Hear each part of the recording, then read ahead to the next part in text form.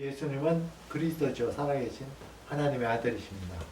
사도 친경 강해 설교가 오랫동안 했는데요. 오늘이 마지막 부분이고 결론 부분이며 우리의 구원의 완성에 대한 짤막하지만 가장 핵심적인 내용이 나옵니다. 몸이 다시 사는 것과 영원히 사는 것을 믿습니다. 아멘. 아멘은 우리가 어떤 서명을 하죠. 어떤 증서를 하거나 뭘 계약할 때 사인을 해서 확정하는 것. 아, 이것이 진리고 이것이 나의 생명의 말씀임을 제가 확인합니다. 확진합니다. 동의합니다. 내가 완전히 믿습니다. 하는 그 사인과 같습니다. 아멘하고 확정하는 것입니다. 그리고 우리의 모든 지금까지의 창조주 하나님에 대한 신앙 고백, 그리스도에 대한 신앙 고백, 성령께서 이루어지신 모든 신앙 고백이 궁극적으로 완성되는 것은 육체의 부활, 몸이 다시 사는 것을 다른 말로 육체의 부활입니다. 육체의 부활과 영원한 생명이 우리에게 주어지는 것을 믿는 것으로 결론이 납니다. 육체의 부활, 영원한 생명에 대해서 근대, 현대 전까지는 많은 사람들이 영혼은 영원히 존재해 하고 다 믿었습니다. 윤회설을 믿던지 그냥 어떤 심판을 믿던지 간에 요즘은 그런 세계관이 많이 변했죠. 일종의 물질이라는 유물론적 세계관이 현재를 지배합니다. 많은 사람들이 영혼이 있는지 없는지 있든 없든 상관 아닌가 하는 게 요즘에 많은 사람들의 세계관입니다. 예일대학 17년 동안에 죽음이라는 강의, 열린 강좌로 지금 인터넷상에서도 볼 수 있고 죽음이란 무엇인가 그 내용이 번역됐습니다. 2012년에 번역됐으니까 2년 전인데 지금까지도 죽음에 관해서는 베스트셀러이고 그리고 철학 분야에서도 지난주에도 보니까 여러 중요한 사이트에서 10위 안에 들 정도로 많이 인기가 있습니다. 그런 세계관이 아마 올해 요즘을 지배할 것입니다. 여러분들이 잘 알다시피 모든 물질은 다 분해돼서 더 이상 분해되지 못하는 것을 우리가 원자라 그러죠. 모든 이 세상은 그런 원자들이 영원히 존재합니다. 그게 어떤 이유는 모르지만은 어떤 원인으로 해서 분해 결합을 막 해가지고 지구가 생길 수도 있고 돌이 생길 수도 있고 사람이 생길 수도 있습니다. 근데 사람은 이유는 모르지만 특별한 존재로 아이스크림을 먹기도 하고 또 서양을 보면서도 어떤 그 감정적인 그것도 다 물질적인 영향입니다. 요즘에 인간의 어떤 영혼의 또 신앙 이런 것도 정신분석이나 심리하고 어떤 화학적 자격으로 분석하는 것과 비슷하게 어쨌든 또 사랑에 빠지는 아주 특별한 존재다. 지금 제가 얘기하는 게 죽음이란 무엇인가에 나오는 내용입니다. 셀리 케어컨에 얘기했던 내용입니다. 그래서 인간은 아주 특별한 존재입니다. 그리고 죽음이라는 것은 영원한 물질이 분해 결합을 했다가 다시 원래 상태로 원자로 돌아가는 거기 때문에 이건 자연스러운 거니까 죽음을 겁내지 말라. 그리고 인간은 죽는다는 걸 인간이 됐다는 것이 그것이 어떤 슬프고 어떤 그런 것이 아니라 돌이 될 수도 있고 어떤 무슨 다른 동물이 될 수도 있는데 사랑에 빠질 수도 있고 그런 아주 기막힌 행운을 가진 존재였기 때문에 오히려 감사할 수 있어야겠고 죽음을 두려워하지 말고 죽음을 담대히 받아들이고 현재 살 때 뭔가 특별한 것보다는 자기에게 성취를 할 수 있는 그런 어떤 그런 만족을 줄 수 있는 의미 있는 일을 살다가 죽다. 이게 그 주제입니다. 그리고 그것이 많은 사람들에게 아주 선풍적인 인기를 지금도 죽음이라는 주제에 대해서 철학이든 인문학이든 종교에 대해서 항상 1위를 우리 지금도 달리고 있습니다. 여기서 그가 아마 책의 한 3분의 1 넘게 영혼이 존재하지 않는다. 영혼이 존재하는 것을 증명한 것이 플라톤의 파이돈에서 증명한 그것을 반박하기 위해서 많이 하지만 궁극적으로는 스스로의 어떤 모순에 빠지기 때문에 자기는 영혼의 존재를 뭐 하든 안 하든 상관하지 않겠다 하고 스스로도 얼버무리겠다 하는 것으로 이제 결론을 낼 수밖에 없습니다. 중요한 것은 사문의 본질이나 인간의 기원이나 영혼이 존재하느냐의 문제라 아니면은 죽음 이후의 상태는 인간의 판단이나 인간의 관찰이나 인간의 어떤 사색의 결과, 철학적 사고의 결과로 알 수 없는 배후에 있습니다. 이런 유물론이 어떤 과학적 근거에 근거한 것이 아닙니다. 어떤 이기적 유전자 하에서 뭐 사람이 죽어도 유전자는 계속 남아 있듯이 그 유전자에 의해서 유물론을 주장하든지 간에 하나님이 계시다, 영혼이 계시다 하는 그런 유신론이든지 아니면은 이 세상이 신과 똑같다는 범신론이든지 셀리 커이건처럼 원래 요즘에 어떤 사람들의 세계관에 있는 유물론이든지 모두가 결국은 자기의 신념, 자기의 가치에 의해서 판단해서 가지고 있는 것이고 그러한 우리가 알 수 없는 사물의 본질과 사물의 기원을 유물론은 셀리 케이컨처럼 그것을 어떤 과학적인 이론을 가지고 자기가 주장하고 싶은 것을 설명하고 해석하는 것에 지나지 않습니다. 그렇기 때문에 오히려 그것과는 비교가 안 되게 성경에서 하나님 말씀으로 우리에게 주어진 우리에게 없는 사물의 본질과 영원한 세상에 대한 하나님의 말씀, 우리의 바깥으로부터 온 성경이라는 하나님의 말씀이 여러분들에게 오늘 다가올 때 여러분들은 이것을 선택해야 됩니다. 육체의 부활을 믿습니까? 영원히 사는 것을 믿습니까? 아니면은 셀리 케이건의 유물론처럼 그냥 인생을 살면은 죽으면 모든 것이 없어진 게 끝나는 거야 믿는 것은 어떤 증명과 논리로서 되는 것이 아니라 여러분들의 마음의 상태가 무엇을 받아들일 것이냐 그 기준으로 결정이 됩니다. 오늘 말씀을 우리가 설교 시간에 하나님의 말씀을 듣는 중에 아직도 육체의 부활에 대한 무관심하거나 또 영원한 생명에 대해서 무관심한 사람이 있다면 이 말씀이 여러분들을 터치하고 새로운 생명, 새로운 소망 가운데서 여러분들의 삶이 시작되기를 기원드립니다. 오늘 우리가 봉독한 예수님이 오시고 사람이 부활하는 것에 가장 생생하게 묘사했던 말씀이 데살로니가 4장 16, 17절입니다. 또 이 말씀을 많은 사람들이 휴거와 연관짓습니다. 휴거라는 뜻은 영어로는 랩처, 가장 큰 기쁨이라는 뜻인데 이제는 휴거가 이제는 공중재림으로 이렇게 많이 얘기를 합니다.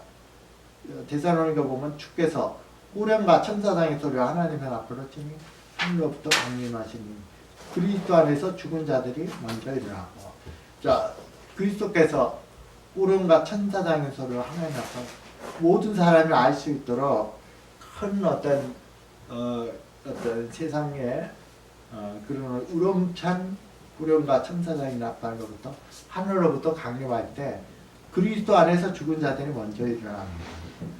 그것은 죽어서 썩어져서 이제 땅속에 묻혀 있었던 지금까지 구약시대든 신약시대든 그리스도 안에서 죽은 자들이 먼저 일어나고 무엇이 죽어 있습니까? 육체가 죽어서 썩어서 땅에 있죠. 그것이 먼저 일어납니다. 그리고 그 후에 우리 살아남은 자도 그들과 함께 구름 속으로 끌어올려. 그리스도께서 오셨을 때 분명히 살아남아 있는 성도들이 있죠. 그들은 영혼과 육체가 같이 있습니다. 그들은 같이 끌어올려집니다. 그러니까 그리스도께서 오실 때 그리스도 안에서 죽은 자들은 그리스도와 함께 있기 때문에 그리스도께서 그들의 영혼을 데리고 오셨고, 그리고 그 영혼만 있고 육체는 땅에 있는 그 육체가 먼저 부활해서 그들이 영혼과 육체가 그리스도 안에서 완전하게 새롭게 됩니다. 그리고 구름 속으로 끌어올려 공중에서 주를 영접하기 하시니 그리하여 우리가 항상 주와 함께 있으리라. 장엄한 그리스도의 재림과 우리 육체의 부활, 그리고 육체 부활과 함께 그리스도 안에서 완전하게 완성되는 우리의 구원의 은혜가 이 속에 담겨져 있습니다. 여기서 우리나라에서 많이 생각하는 이 해석은 여러 그 성경을 세대별로 나누어서 성경 해석하고, 특히 종말론이나 유대인교에서 아주 좀 특별한 성경을 해서 어떤 정통적인 성경 해석과는 다르게 하는 세대주의가 있습니다. 이것을 우리는 아마 우리나라 개혁교회든지 아니면 보수적인 교회도 많이 따릅니다. 그래서 그리스도께서 오셨을 때 이렇게 그리스도 안에서 죽은 자들, 그와 함께 살아난 자들이 구름 속으로 끌어올려져서 휴거라 그래서 여러 동영상들 보면은 강의를 하거나 또는 무슨 여러 가지 모여 있는데 갑자기 사람이 사라집니다. 같이 있던 사람들이 없어집니다. 남아 있는 사람들은 내가 휴거에 동참하지 못했구나 하고 절망하는 그런 어떤 동영상들이 있습니다. 그러나 그 공중 재림으로 통해서 예수 그리스도께서 그런 신자들을 데리고 다시 하늘로 올라가시고, 이 땅에 요한계시록에 나와 있는 7년 대환란이 생기고, 그 후에 그리스도께서 다시 재림해서 이제는 그리스도 안에서 믿음 없는 사람들도 다시 부활하여 최후의 심판을 받는다 하는 것을, 그것이 우리의 어떤 세대주의 종말론으로 우리가 많이 믿고 있는 종말론인데, 실제로 그것이 성경적 근거가 거의 없습니다. 왜냐하면은 어떤 휴거는 호련과 천사장과 하나님 나팔선 좋지, 그리스도께서 강림해서, 그리스도의 강림은 모든 사람이 다 아는 것이지, 가만히 있는데 갑자기 사람이 없어지는 그런 것이 아닙니다. 모든 사람들이 그리스도의 재림 때 알 수 있는 것이고, 여기서 그 다음에 7년 재림이 있다든지 아니면 다른 그리스도와 다시 올라갔다가 다시 내려온다는 그런 의미가 없습니다. 공중에서 주를 영접하여 항상 그리스도와 함께 있는 것이 있습니다. 그래서 마이클 호튼이나 어떤 많은 요즘에 기업주의 좀 더 성경적인 신학자들의 의견처럼 그리스도의 재림은 비록 요한계시록 20장의 천년 왕국들에 의해서 문제가 될 수 있지만, 단 한 번에 많은 사람들이 볼 수 있는 한 번의 재림으로 이 땅에서 육체적 부활과 심판과 구원의 완성으로 이루어진다는 것을 여러분들이 알기를 바랍니다. 그리고 오늘 주제는 아니지만은 요한계시록 20에 나오는 첫째 부활이나 천년 왕국들 등은 우리 교회 홈페이지에 관련된 아티클이 있으니까 그것을 보면 잘 이해할 수 있습니다. 사도 바울 시대에서도 아니 육체가 썩었는데 어떻게 부활할 수 있습니까 하는 데살로니가 교회에 논쟁이 있었습니다. 말 그대로 육체가 썩었는데 그걸 어떻게 부활할 수 있냐 하는데, 사도 바울은 그것을 씨앗과 나무로 비유해서 고린도전서 15장에서 하나의 비유로 들었습니다. 씨앗은 어떻습니까? 동그랗게 여물어 있죠. 땅에 떨어져서 썩어야 됩니다. 썩어야만 나무로 자랍니다. 그러니까 사람이 죽는 것은 어떤 썩어질 육체가 땅에 떨어지는 것으로 사도 바울은 비유를 했고, 그것이 썩어져 있죠.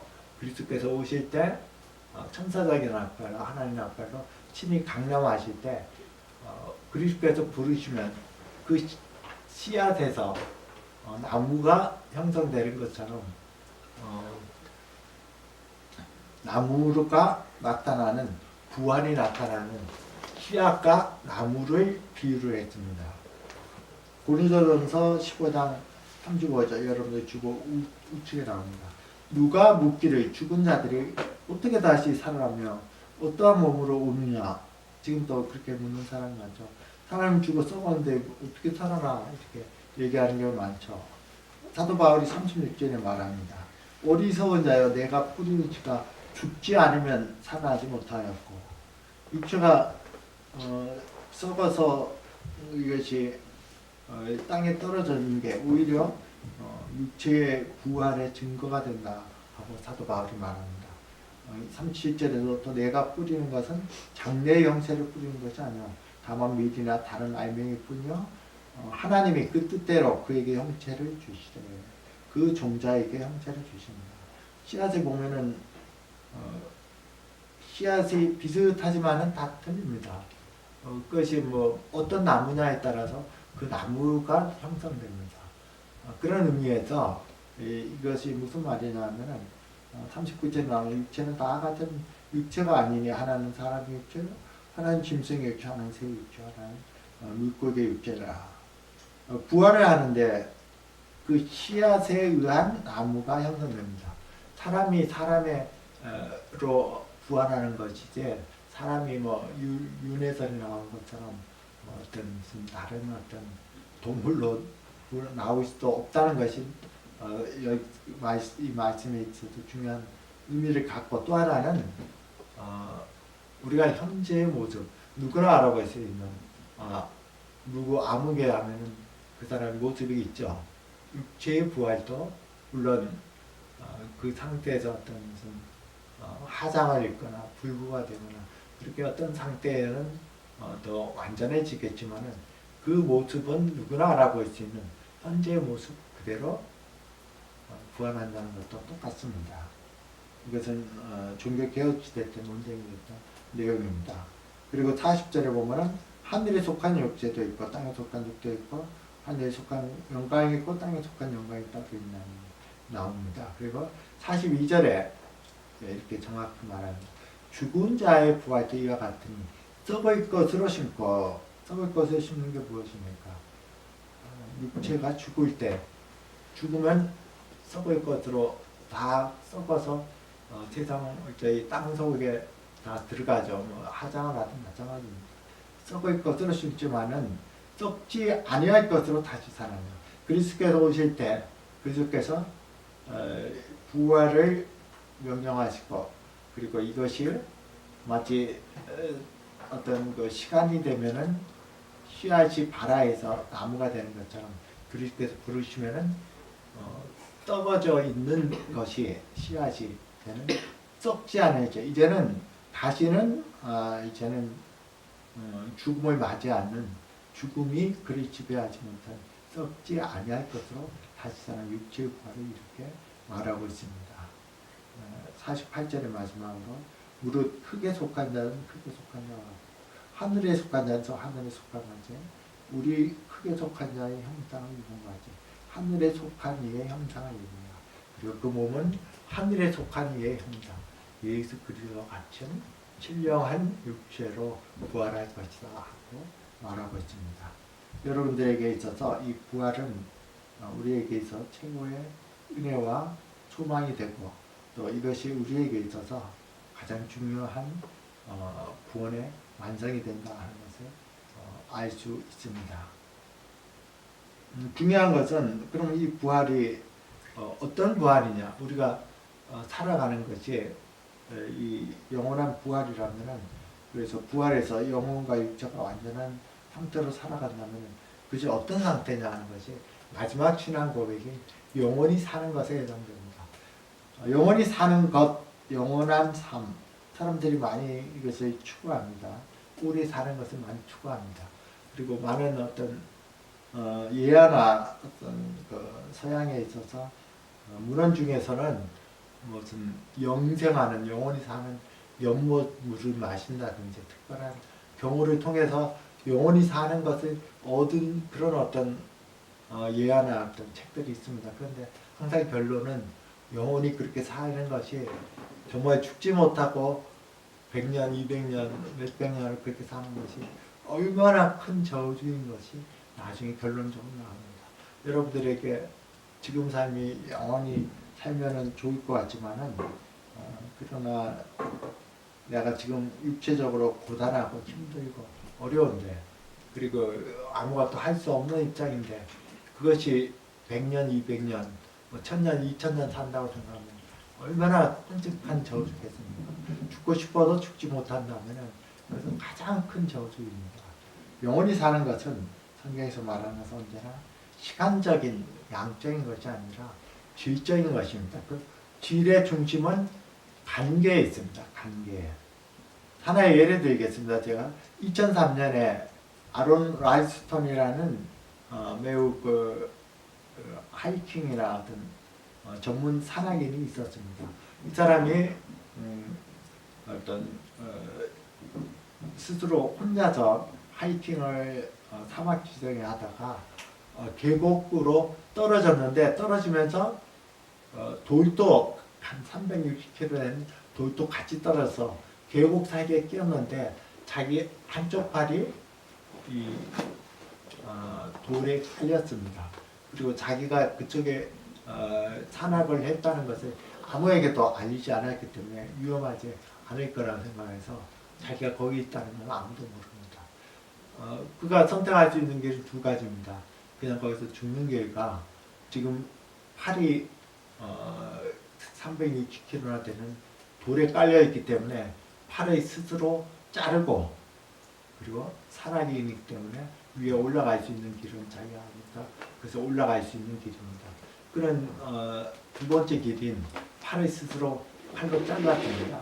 나중에 뼈가 잘라지지 않으니까 한 가지 아이디어를 얻은 것이 뼈를 자를 수는 없지만 부스러뜨릴 수는 있으니까 다른 어떤 돌멩이나 바위를 쳐서 뼈를 부러뜨리고 어쨌든 팔을 하나 잃은 상태에서 다시 위에 올라와서 살고 그 속에서 자기가 가장 크게 배운 것이 하나가 관계성이라고 말했습니다.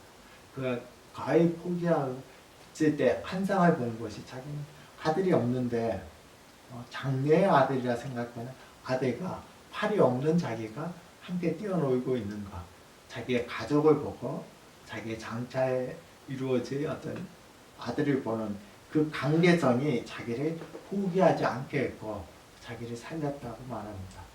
일반적인 관계도 여러분들에게 목숨의 어떤 이걸 버릴 수밖에 없는 상황에서도 어떤 용기를 주고 여러분들이 살리게 합니다. 그러나 그와 비교가 안 되는 영원한 생명 자체가 되신 그리스도와의 관계, 그 관계 속에 여러분들이 들어갈 때 그거로 인해서 바로 여러분들이 새 생명을 얻고 그리스도가 가지고 계신 생명에 여러분들이 동참함으로써 그리스도의 영생을 누리는 것, 그 관계가 바로 성경에서 말하는 영생을 누리는 삶입니다. 그것은 여러분들이 이 세상에서 누리는 기쁨과 사랑 이런 것은 항상 한시적이고 제한적이고 지나가고 그것이 많은 경우에는 덧없이 생각되고 죽음이 또 그런 모든 것들을 이렇게 살아봐야 이렇게 좋아봐야 죽음은 그만인데 무엇인가 하고 덧없게 만듭니다. 그것과는 비교 안 되게 영원한 기쁨과 영원한 삶으로 현재에서도 이미 그것을 맛보고 살아 있습니다. 영생은 나중에 주어지는 것은 현재에도 있고 그리고 그리스도 오실 때 그것이 완전하게 맛보는 것으로 이루어집니다. 왜 그렇습니까? 오늘 말씀에서 보는 것처럼 요한에서 1장 3절처럼 만물이 그로 그리스도로 말미암아 지음받았으니 지금까지 하나도 그가 없이는 된 것이 없느니라. 그 안에 생명이 있었으니 그리스도 안에 생명이 있습니다. 이것이 사람들의 빛이라. 그리스도 안에 생명이 있습니다. 요한일서 1장 2절에서 이렇게 말합니다. 그리스도 안에 있는 이 생명이죠. 이 생명이 나타나신 바 된지라. 무슨 말입니까? 예수 그리스도 영원한 생명이시었던 예수 그리스도 하나님의 아들 성자 하나님이 이 땅에 예수 그리스도로 약속된 메시아로 인간으로 오셨다는 것입니다. 이 영원한 생명을 우리가 보았고 증언하여 사도 요한은 예수 그리스도를 직접 보았죠. 영원한 생명을 우리가 보았고 증언하여 너에게 전하니 이는 하나님 아버지와 함께 계시다가 우리에게 나타나신 바 본지라. 여러분들에게 새 생명이 주어지는 것은 바로 예수 그리스도 이 새 생명 속에 여러분들이 함께 동참할 때 이것이 주어집니다. 무엇으로 동참합니까? 요한복음 3장 36절처럼 아들을 믿는 자에게는 영생이 있고 이 영생이 무엇입니까? 예수 그리스도 안에 있는 생명에 여러분들이 그리스도를 믿음으로 그리스도 안에 접붙여지는 관계, 그 관계가 바로 영생이 됩니다. 그리스도 안에 있는 영생을 여러분들이 함께 공유하고 그 힘에 힘입고 여러분들도 영생을 받게 되는 것입니다.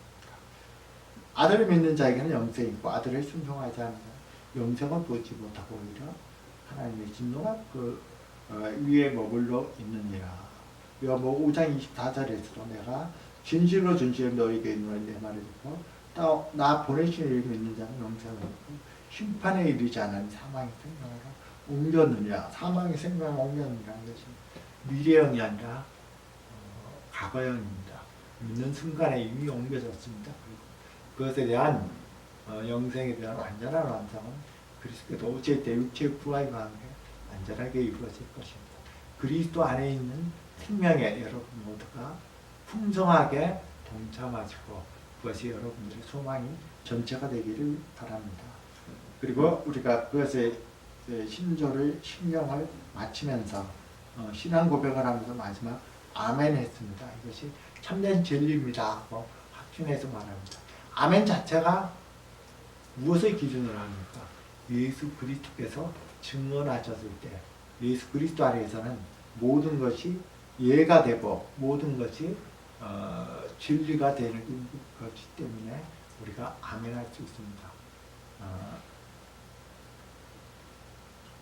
고린도후서 1장 18, 20절 보면 하나님을 믿으시냐 우리가 너희에게 한 말은 예하고 아니라 아미야 없느라.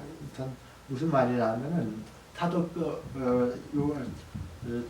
바울이 전한 복음 속에는 이것이 맞습니까 안 맞습니까 하는 그런 어떤 문제가 없다는 것입니다. 왜냐하면은 그가 전반 하나님의 복을 하나님 아들 예수 그리스도는 예하고 아니라 아니 되지 아니하였으니 그에게만 예가 되었느니라. 무슨 이 말씀은 그리스도에 대한 증언, 그리스도께서 하신 말씀은 그 자체가 완전한 진리이지 거기에는 어떤 비진리가 없다는 것입니다. 완전한 참입니다. 하나님의 약속은 얼마든지인데 다른 말로 하면 모두 그리스도 안에서 이해가 돼요. 그리스도 안에서 참되게 됩니다. 그로 말미암아 우리가 아멘하여 영광을 돌리게 됩니다. 계시록 3장 14절에서도 예수님의 아예 아멘이시오 참된 진리가 되는 확증이 되는 예수님의 아멘이라고 합니다. 충성되고 참된 증인이신 창조의 근본이신 분입니다. 우리가 지금까지 신앙 고백한 것이 확실하고 그리고 참된 진리라는 것은 아멘이 되시는 예수 그리스도께서 말씀하셨고 예수 그리스도에 대한 사도들의 증언을 가지고 우리가 믿기 때문입니다. 다른 모든 것들이 제가 처음 들었던 셀리 세이콘처럼 유물론적인 사고관으로 스스로의 생각으로 이렇게 잘 끼워 맞춰서 그것이 과학적 설명이든 철학적 설명이든 그것으로 여러분들을 믿겠습니까? 아니면은 예수 그리스도께서 말씀하시고 그리스도를 증거하신 진리로 여러분이 믿겠습니까? 여러분들은 그것을 선택해야 될 것입니다. 그것으로 인해서 여러분들에게 영생과 육체의 부활의 은혜가 주어질 수도 있고 영원한 멸망의 상태로 그대로 될 수가 있습니다.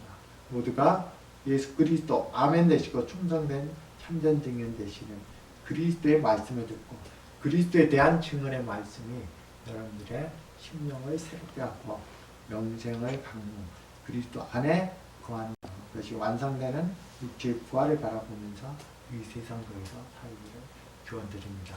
기도드리겠습니다. 살아계신 아버지 하나님, 사도신경 강의를 지금까지 오면서 은혜 가운데 마치게 하시니 감사합니다. 아멘이시오. 참된 주님께서는 우리 주 예수 그리스도께서 말씀하시고 그리스도를 증거할 때 많은 성도를 증거합니다. 우리가 믿고 또 우리가 바라야 될 것이 무엇인지를 알까지 아버지 하나님께 감사합니다. 그리스도 안에 있는 영생을 우리를 믿음으로 동참하게 하시고 그리스도 안에서 현재 이 영생을 맛볼 뿐만 아니라 이제는 육체의 완전한 부활 가운데 세상 속에서 장차 소망 가운데 힘있게 살아갈 수 있는 모든 주말 성교의 성도들 배려하기를 인도하시고 역사해 주옵소서. 예수 그리스도의 이름으로 기도드렸습니다. 아멘.